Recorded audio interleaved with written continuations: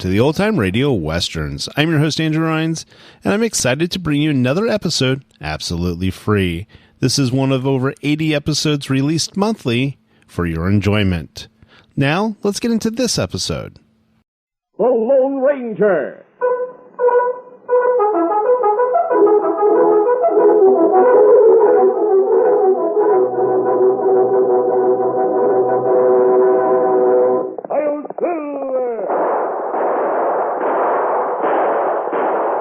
A fiery horse with the speed of light, a cloud of dust, and a hearty Hi-Yo Silver. The Lone Ranger.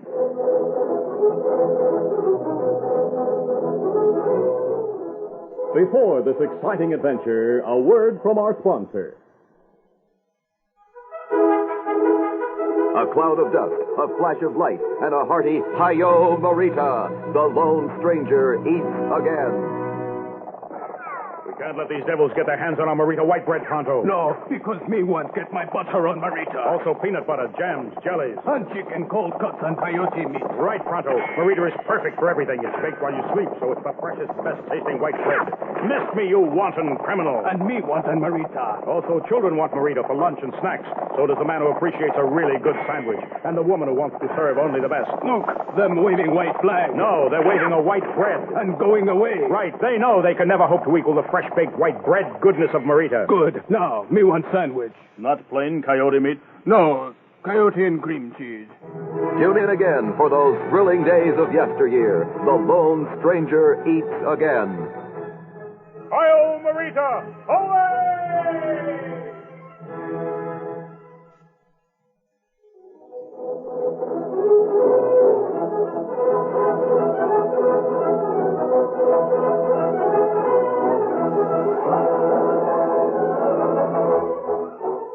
With his faithful Indian companion Tonto, the daring and resourceful masked rider of the plains led the fight for law and order in the early western United States. Nowhere in the pages of history can one find a greater champion of justice. Return with us now to those thrilling days of yesteryear. From out of the past come the thundering hoofbeats of the great horse Silver. The Lone Ranger rides again. Come on, Silver. Let's go, big fellow. I'll Silver. Hooray!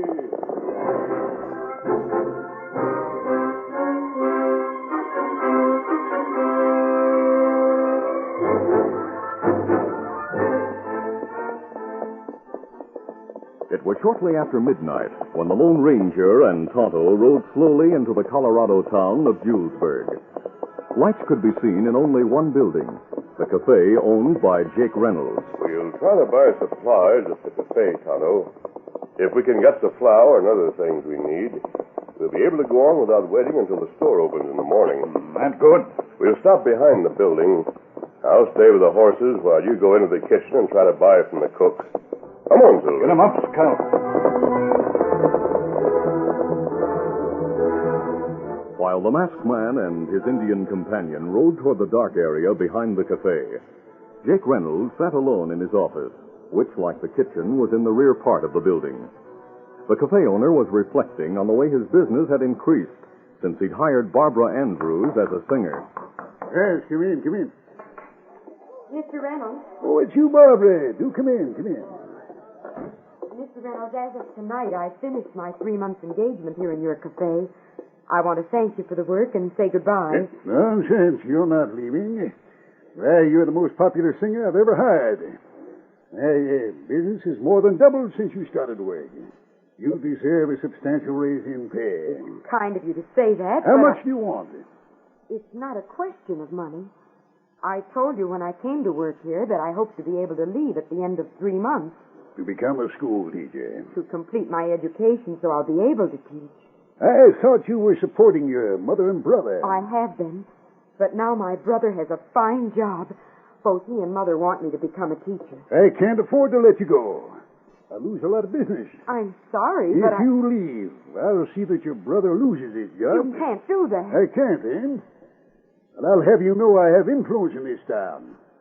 I'll speak to your brother's employer. Then you'll speak to Uncle Sam. What? My brother's working for the government. He's a pony rider. Pony rider? That underfed little sprout? How can he do a man's job? He's worthless and yellow. You slapped my face. That's for the way you spoke of my brother. If you were a man, I'd kill you. Goodbye. Now, hold on. I'm leaving through this door. Not so fast. Let go of my arm. Even though you are a girl, you'll not get away with slapping my face. Let me go. Not until you apologize. Apologize to you? Why, you fat pig-faced... Apologize. Oh. You hear me? Let me go. You're hurting me. I'll twist your arm until it breaks unless you Eddie apologize. told you to let go. Huh? Please help me. Well, I'm telling you. I'll teach you to mind your own business. Look out for his gun. Not you. That's for trying to draw a sneak gun. You need help? No, Tonto. No, out. He was drawing that Derringer. Take the gun out of his hand and put it on the desk. Let me do it. Is he the owner of this place? Yes. His name is Jake Reynolds. Maybe men in cafe hear noise. Come in here. No one could have heard it. The room is soundproof. I'm very grateful to you, sir. Even though you may be an outlaw, you... No, I'm not an outlaw. I have personal reasons for wearing this mask. In any case, I'm glad you came in. Tonto and I were dismounting behind the building when we heard you cry out. The door was open and we saw you struggling. He wouldn't let me leave until I apologized for slapping his face. Well, you're free to leave now. He'll not stop you. But it's late for a girl to walk alone. It's just a short walk home, but I'd be pleased to have you escort me. Despite the fact that I'm a stranger and masked. You've proved to be a friend in time of need. Thank you. My name's Barbara Andrews. Andrews? I knew a man named Andrews. A teacher in the East before he came to Colorado. You see, he died a year ago. He was my father. Oh, he was a fine man. And I'm pleased to meet his daughter. Tonto, we'll lead Scout and Silver and escort Miss Andrews to her home. We not try to buy supplies? No, not here. We'll camp in the woods until morning, then get what we need in the stores. Mr. Reynolds is regaining consciousness. Let's go before he's able to renew the argument.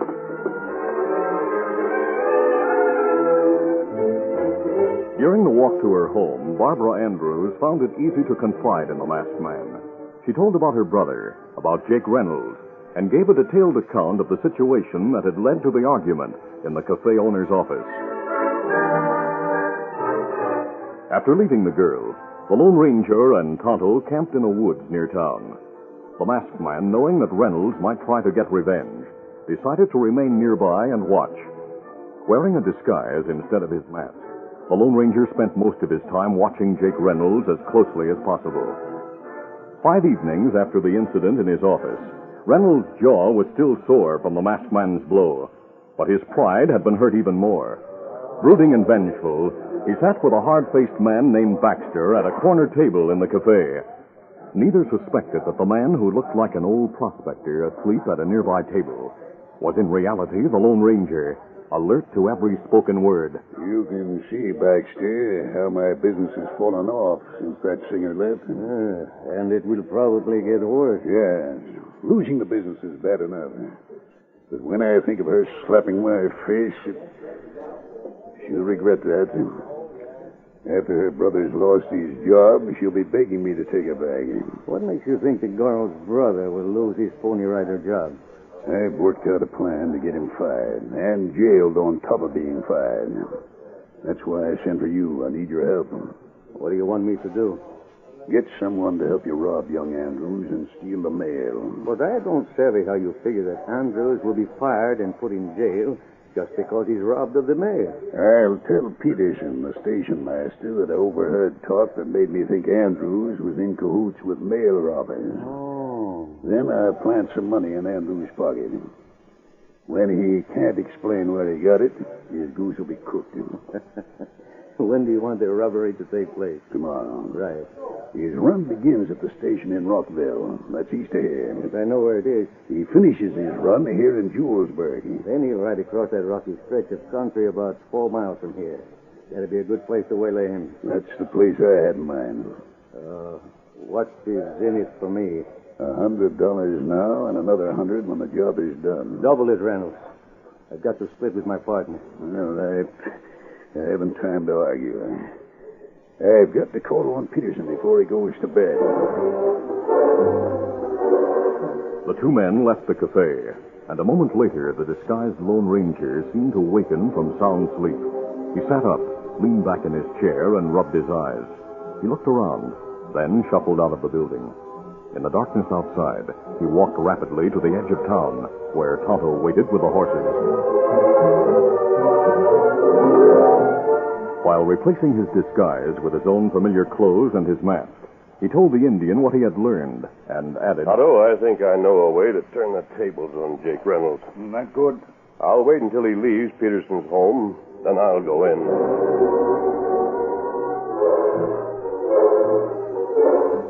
John Peterson lived alone, conveniently near the Pony Express station. He was surprised when Reynolds came to his home and told of overhearing two men discuss a mail robbery. He was even more surprised when the cafe owner added that the thieves had bribed a pony rider. Did they mention the name of the Pony Rider? Yes. Ben Andrews. Ben Andrews, huh? I suppose you know he's the brother of the girl who sang in your cafe. Yes? The girl who slapped your face. Yep. The girl just lost her temper. I don't hold that against her. She's a fine young lady, and it's a shame her brother's turned dishonest. I'm not sure that he has turned crooked. You think I lied? I didn't say that. Can you describe the men you overheard talking about a robbery? Of course I can. But if you're not going to take me seriously... Here's a pencil and paper. You describe them, and I'll write down what you say. All right, Peterson. You'll find out I'm telling the truth.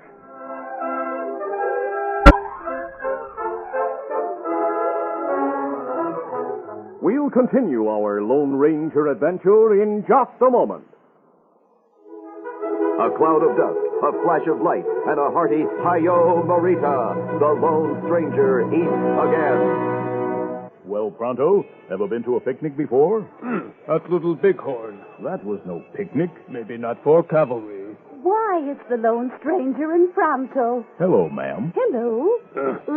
Can I get you boys some Marita enriched hot dog and hamburger buns? Much obliged, ma'am. Here you are. How come there's no hot dog or hamburger in these buns? Maybe they're vegetarians.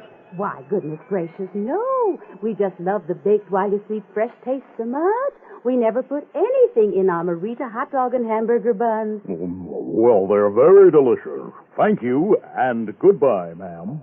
Oh, my. He handed me a silver bullet. Me take that. Indian giver. Tune in again for those thrilling days of yesteryear. The Lone Stranger eats again. Hi-yo, Marita! Away!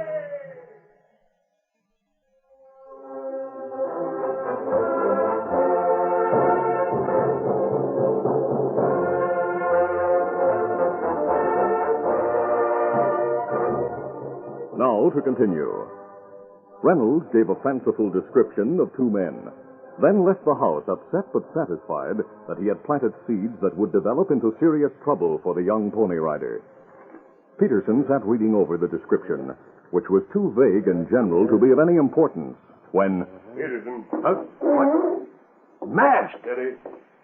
I've been waiting outside in the darkness for your last visitor to leave. I took the liberty of coming through the back door without rapping. But who Now, are... here's a letter that should satisfy you that I'm here as a friend. You, a friend. Masked. Please read that. It's signed by a high army official. It explains why I wear a mask. The Lone Ranger. Great Scott. Did Reynolds tell you one of your men had accepted a bribe? Yes. How did you Don't know? ask me how I know.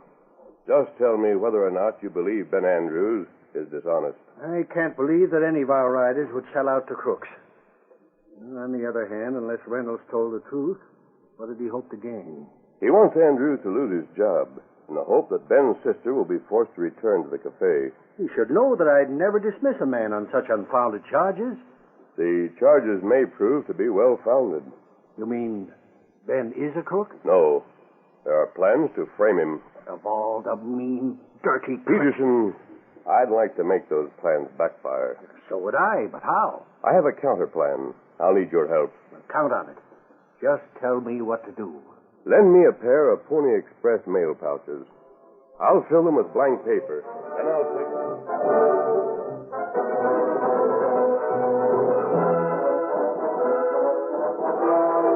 The following day found Baxter and his partner hidden with their horses behind one of the huge boulders that studded the flat country east of Julesburg. With Reynolds' money in their pockets, The two men watched for Ben Andrews, who was making his first westbound trip as a pony rider.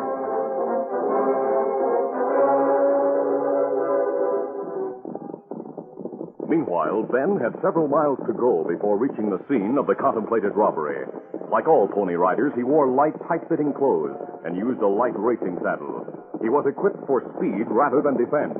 His only weapon was a revolver of small caliber. Get up there. Get along, boy. We gotta make time. Get up now. Eager to reach Julesburg on schedule, Ben watched the trail ahead. But suddenly he heard a shout. Hey. Looking to his right, he saw a white horse approaching from the side, and the rider of that horse wore a mask. Get up. Get along there. The masked man turned his horse and rode abreast of Ben. He was some distance away, but edging closer as he shouted and raised his hand to signal a halt. He wants me to stop and get robbed. Like blazes, I will. Get up there. Get along now. Realizing that he could not outdistance the masked man, Ben drew his small gun and cried, You come any closer and I'll shoot. I'm afraid. I warned you. Even a good marksman would have found it almost impossible to shoot accurately with such a small gun while riding at breakneck speed. Ben's first two shots came nowhere near the masked man. Right in, I want to speak to you. Keep away, do you hear? Keep away. Ben fired two more bullets, both ineffectual. I can't even slow him up. Come on, Silver. The masked man and the big white horse came closer. One bullet left. I gotta get him. The last shot missed like all the others. Then the Lone Ranger guided Silver close to the Pony Rider's side. Get away, do you hear me? Leave me alone. Leaning to the side, the masked man grabbed the bridle of the other horse. Ho there, ho, ho. Ho, Silver, ho. You'll hang with this. They'll get you for stopping me. You'll hang, do you hear? Take it easy, Ben. Now listen to me.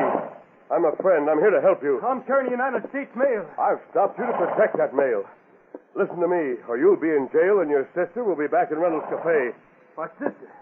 What do you know about my sister? I know all about the situation. I also know that men are waiting to steal the mail. I brought these pouches for you to carry. They hold blank paper. I'll take the one that you're carrying. No, no. Peterson knows I'm doing this. He loaned me these pouches. What? My boss knows? Yes. We made the plans, and he wants you to cooperate. I'll meet you in the woods at the edge of town and return the mail. Listen to me. I'll explain everything. The masked man soon won Ben's confidence and his cooperation.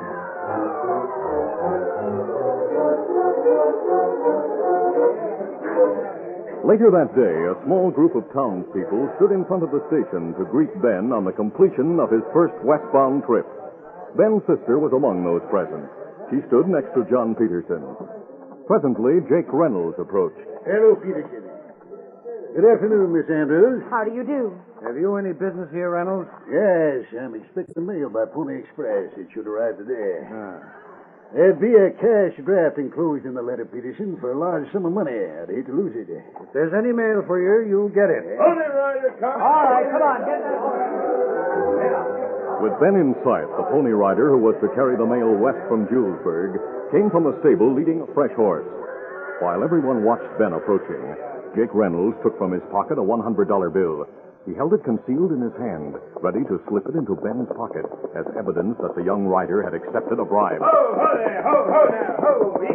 As Ben dismounted, Reynolds stepped to his side and seized him roughly. Hey, champ, I want to talk to you. Let go of me. Stand back, Reynolds. Let my brother go. What's the idea? With his body concealing the move, Reynolds slipped the money into Ben's pocket. Reynolds, let my rider go. All right, Peterson. You question him. No time for questions now. We've got to keep the mail moving. Transfer the pouches. Mr. Peterson, on the way here, I was robbed. What? You see? I told you you'd come here with that story. He sold out to crooks. These mail pouches look all right to me. Here's the Julesburg pouch with the lock just as it should be. What's that for? See for yourself. Ben, you said you were robbed. Yeah, Barbara. Two crooks waylaid me and stole some pouches. But they held blank paper. Blank paper? A friend met me before I got to where the crooks were waiting. We switched pouches. He carried the mail past the crooks and gave it back to me just outside of town. Reynolds, I've opened the Julesburg pouch and there's no mail for you. Andrews admits being robbed. The Julesburg mail arrived here safe with the seals unbroken, and that's what counts. My job is to see that the rest of the mail gets going to the next station. On your way, Sam.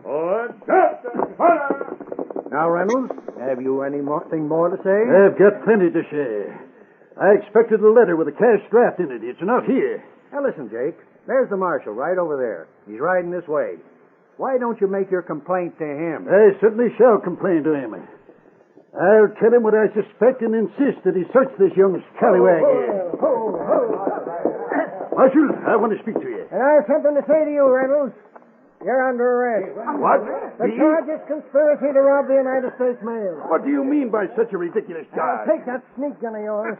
But this is preposterous. Don't act innocent, Reynolds. My deputies and I caught Baxter and Gates in the act of robbing the Pony Rider.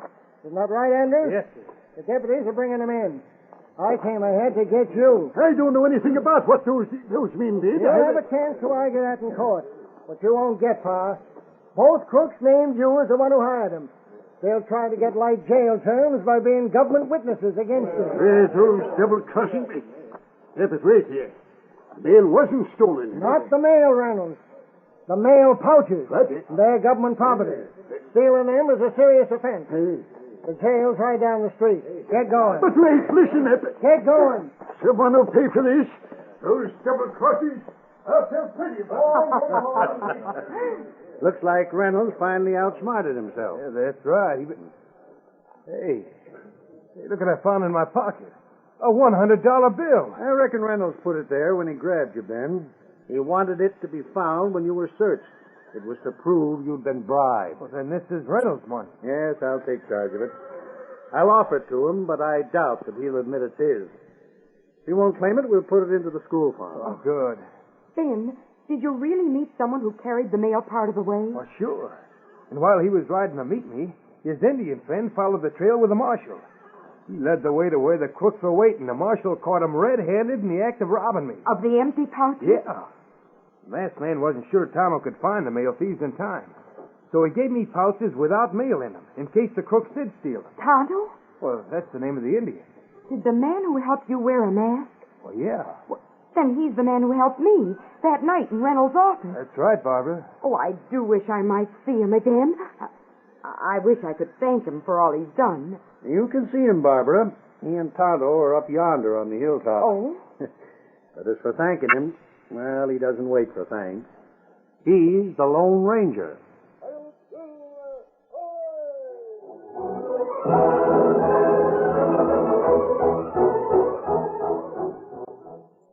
I'd like to read you something.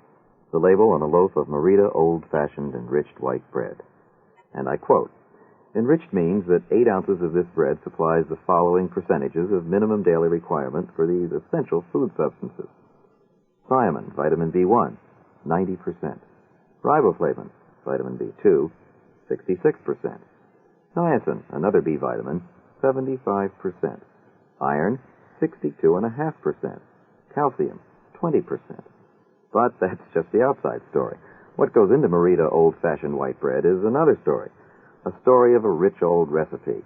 A recipe that produces an old-fashioned bread that's rounded at the top, with a crust that's golden brown, firm yet tender, moist, and very delicious. So when you buy Merita old-fashioned enriched white bread, read what's on it, and remember what's in it. Listen to the Lone Ranger. A short time later, the Lone Ranger and Tonto approached the hollow and stopped on a slope among the trees. Easy, steady now. Look, Tonto, the shack down there. Wait here. I'll go through the brush and find out who's inside. Leaving Tonto on the slope, the Lone Ranger made his way through the shadows to the rear window of the shack. He crouched under the window and looked inside. Only 2 men. A Mexican and a young man. 2 we followed. Perhaps... Freeze, mister! 2 of us have guns on you. Now reach!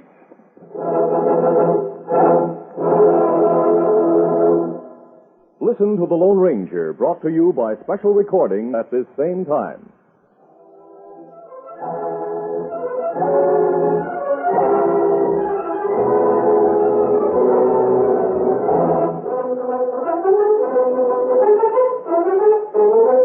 The Lone Ranger, a copyrighted feature of the Lone Ranger Incorporated, is produced by Trendle Campbell Muir Incorporated. The part of the Lone Ranger is played by Brace Beamer. Your announcer, Fred Foy.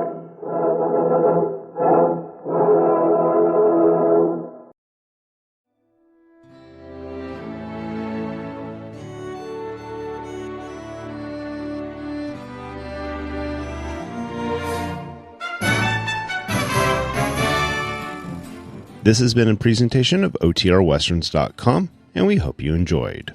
please take some time to like and rate our shows in your favorite podcast application. Follow us on Facebook by going to otrwesterns.com/Facebook. Subscribe to our YouTube channel by going to otrwesterns.com/YouTube. And send us an email, podcast@otrwesterns.com. You can call and leave us a voicemail, 707-986-8739. This episode is copyright under the Attribution Non-Commercial Share Alike copyright. For more information, go to otrwesterns.com/copyright. Have a great day, and thanks for listening.